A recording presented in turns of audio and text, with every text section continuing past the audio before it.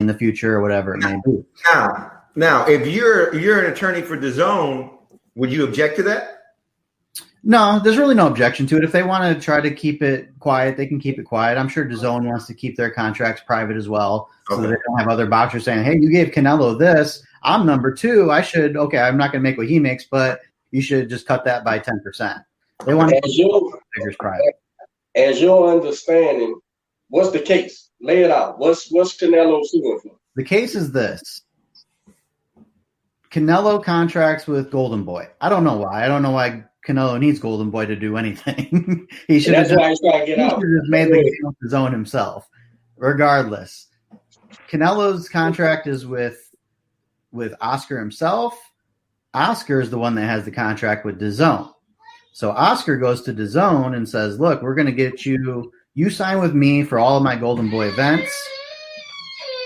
Can you hear my daughter in the side there? Oh, yeah. Let me pause it real quick and get her over.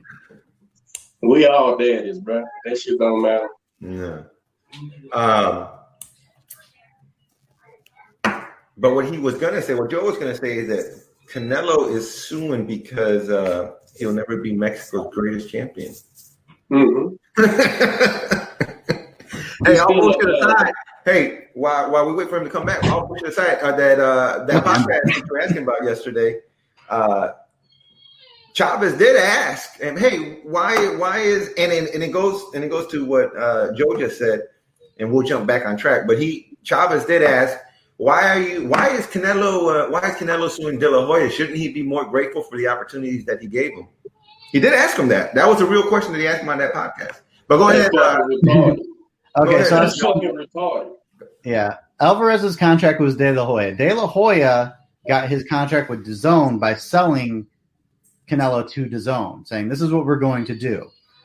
What I gleaned from it is that De La Hoya promised DAZN that he would be fighting Triple G within the first year of that contract in 2019. Obviously, that didn't happen. He ended up fighting Kovalev. Ultimately, DAZN was like, okay, no problem. We still made a crap load of money off of that Kovalev fight, but where's this Triple G fight? We want this. Yeah. And Canelo has no obligation to DAZN to fight anybody like that. His contract is with De La Hoya to fight who he wants to fight within reason. So De La Hoya can offer him Triple G every single time, but Canelo doesn't necessarily need to take it unless there's some unreasonable reason why he wouldn't accept it.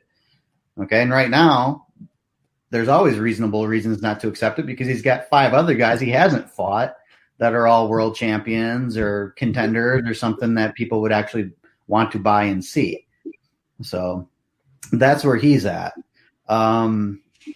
So he brought up the fact that De La Hoya is making deals that he wasn't privy to, that he has control over, and that's what's gumming up the works. So now De La Hoya can't put him someplace else because he's obligated to DAZN. So De La Hoya can't go to Bob Arum and make a deal because DAZN doesn't want to contract with Bob Arum. They don't want to contract with PBC to put anything else on.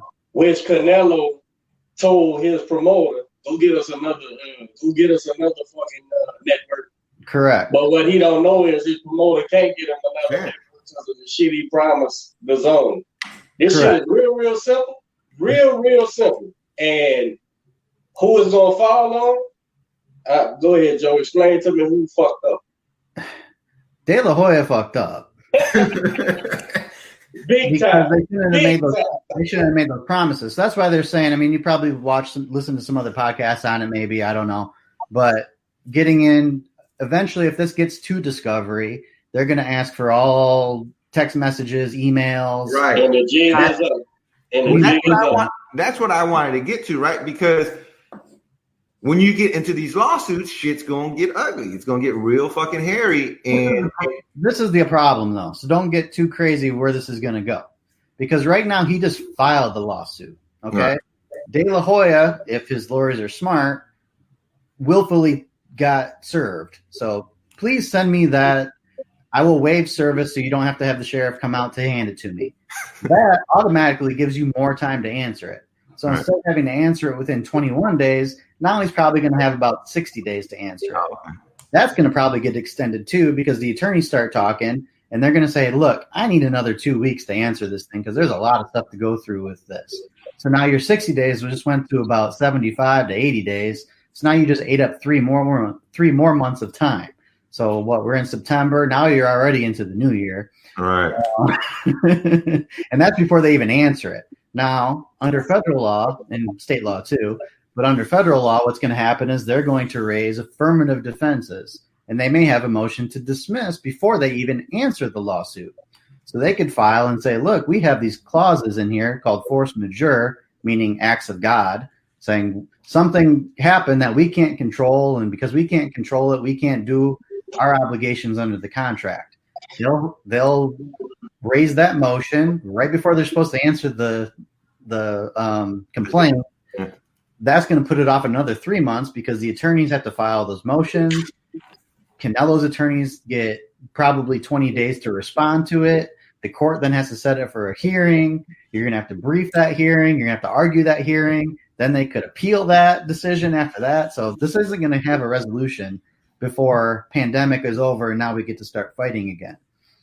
And Golden Boy, at all costs, wants to avoid discovery, avoid that he lied to DAZN what he can do, that he lied to Canelo what he could do by having 2 different agreements. So he wants to, but my thing is this, and this is what I have no proof of. I just think Canelo was out any fucking. It don't matter. He knows it ain't DAZN. So when fucking Oscar gets on fucking social media yesterday and goes, oh, my hands is clean.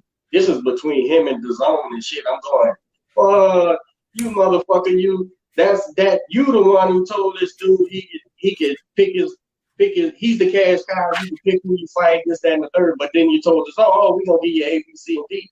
But this kid never fucking agreed to. And so I'm thinking, does Golden Boy play this with all those things you're saying, Joe? With all those things. Does he play it all the way down to the wire till he just absolutely gonna get exposed? Till he just can't fucking he has no leg to stand on before Canelo gets out of the fucking agreement. So all you can do is fuck him a year or 2 hours, have it on. Joe, you see him getting out of the contract, De La Hoya's contract? No, I don't see it either. I think he's there. The benefit of being an attorney is, even though this one is going to be held from the public, is I've had enough doctors come to me with problems with their contracts, but I know what Golden Boy's contract is. I know what Top Rank's contract is. I know what PBC's contract is. So does Golden Boy lose their DAZN deal? What happens? What happens? I don't think it even gets that far. I don't think Golden Boy loses their DAZN contract because DAZN doesn't have anybody else after that. So do you think they just gonna figure it out? I think they're going to figure it out at the end. This is going to be a matter of money. The judges know that. How the parties want to play it is how the parties want to play it. So if they get into motion practice, the judge can't control that. But eventually, if it gets to discovery down the road, the judge can say, look, this is about money. Why don't you guys come to an agreement with the 3 of y'all and figure out what money needs to change hands to part ways or move on from this? I don't know why they can't put Canelo over in Saudi Arabia like they did Anthony Joshua and have a fight. And I know it's the gate, but how many oil trillionaires does it take to say, look, your ringside ticket cost $500 million and call it good? And with him flying over there for AG, Canelo flew over there. He was at that fight. Yeah. With him flying over there, he knows they're gonna roll out the red carpet. The only thing that makes sense on the outside looking in is that Canelo's fucking disgusted with Golden Boy. That's the only fucking thing. So at what point does he go, all right, let's make the fucking deal. However, we gotta make it so we can box, so we can figure out what the fuck we're gonna do. He's just a couple steps away from there. He's a couple steps away from there because he's already at the talking about lawsuits. Like we, I said earlier, man, lawsuits get ugly and they get into all types of shit. And like Joe said, you're gonna have to get into text messages. You don't want certain shit getting out.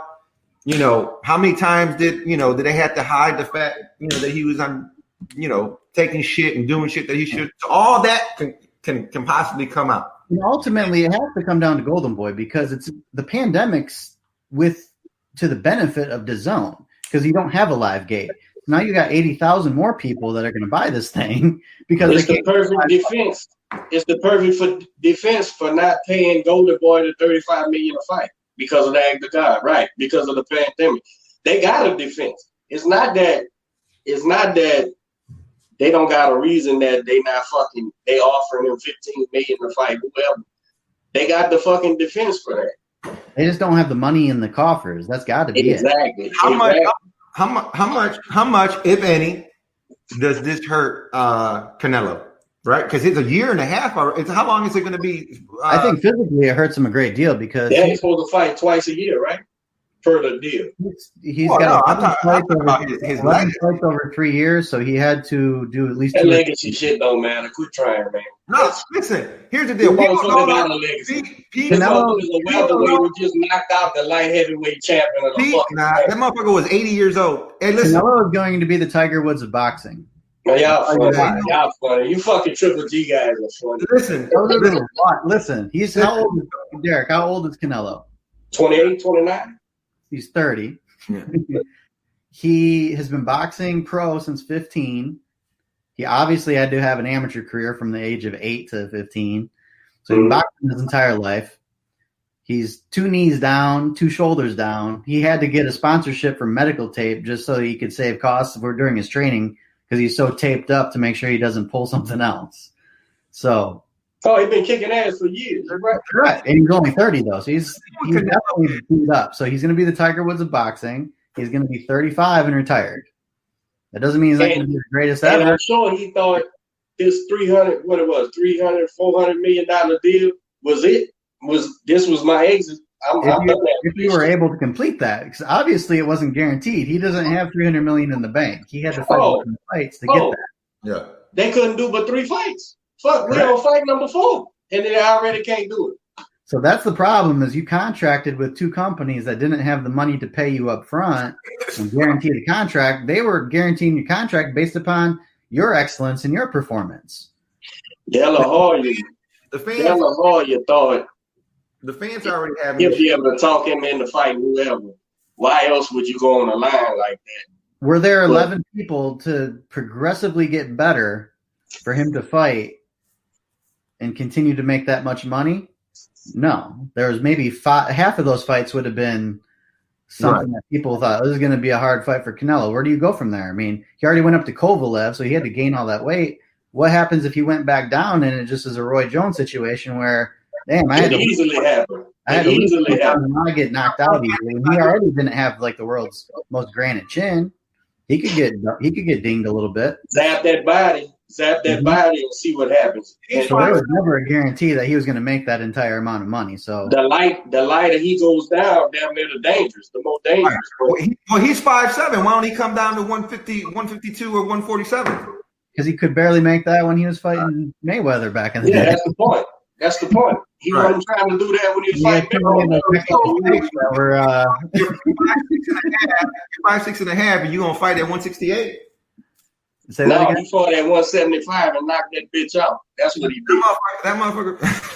Listen, the problem with Canelo is the fans. No problem. There ain't no problem. The fans knew he lost. The fans don't know shit. The fans are dumb. That's what he knows. The second fight, they find out he's taking PEDs, right? So first fight he lost. Second fight, he's taking steroids.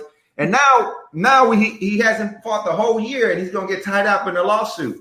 And he's the greatest Mexican to ever fist fight. Right? That's the problem. And y'all mad about it. Don't get mad about it, man. Don't get mad. You'll never get race horses. Hey, ever race horses get fucking. You didn't watch Rocky? He's like LeBron James. Okay. All right, so let's do this scenario. Okay, can he fight right now and be able to pull it off while the lawsuit is pending? Yes and no. So obviously he has a clause in his contract saying you are a absolutely, bro, certain commodity and you are exclusive to us. Now, Texas, if you were to come to Texas, if we were open, say this is a free to work state. You can do whatever you want to do. We're not going to stop this fight from happening. But obviously the promoters are going to say, we have this clause in our contract. other promoter, we're going to sue you. Other broadcast company really can't sue because Canelo doesn't have the contract with the broadcast company. But